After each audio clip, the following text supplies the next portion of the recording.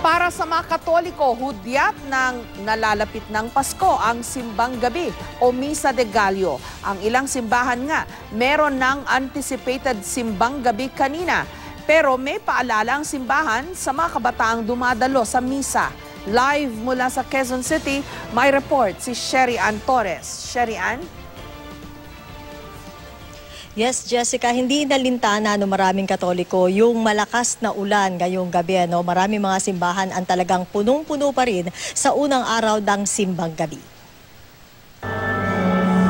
Simbang gabi na, hudyat na 9 na araw na lang, Pasko na.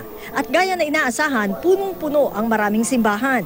Hindi lamang yung Pasko ng pagsilang ni Jesus ating dapat panabikan, kundi yung pagbabalik ni Jesus. In the end of time, ang misa ay rehearsal ng pagpasok sa langit. Paano ka papasok sa langit? Hindi mo alam paano mga steps.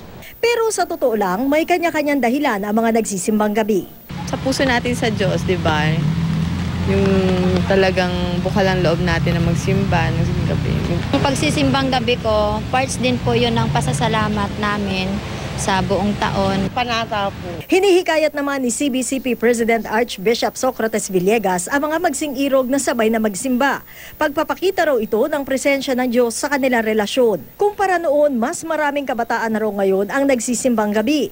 Pero, paalala ni Father Nick Lalog, Yun nga, ang biro-biro ngayon, parang simbang katabi, simbang ligaw, di ba nangyayari?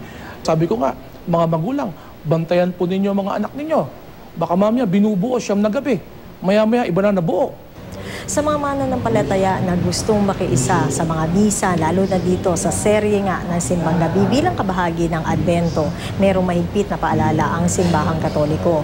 Ang pagpunta sa misa, hindi lamang pinaghahandaan ng maayos na pananamit o kaya ay malinis na pangatawan, kundi lalo't higit yung malinis na puso. Ang 11 anyos na si Juliana may payo sa mga kapwa-batang nagsisimba. Makinig sa may pare, tapos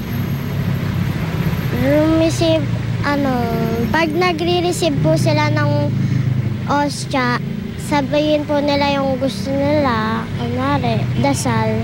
Gabi raw talaga ang orihinal na schedule ng Simbang Gabi, pero ipinag-utos daw ni Pope Sixtus V noong 1600s na gawing madaling araw ang Simbang Gabi dahil hindi makapagsimba noon ang mga Pilipinong magsasaka. Sinabi yan ng mga ninuno natin, eto dapat sumimba kayo, alas 4, maaga gising. Parang bait yan ng mga praile nung araw, para pumasok ka sa simbahan.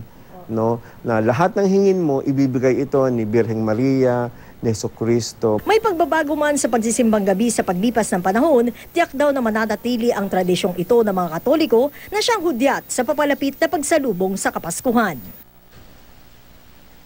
Jessica, yung mga hindi nakahabol o nakapunta ngayong unang araw na Simbang Gabi, ang paalala ng simbahan, meron tayong mga parokya na nagdaraos na Simbang Gabi ng alas 8 o kaya ay alas 9 ng gabi. Meron naman yung kadalasan nga, yung Misa de Gallo naman na alas 4 na madaling araw. Jessica? Maraming salamat sa iyo, Sherry Ann Torres.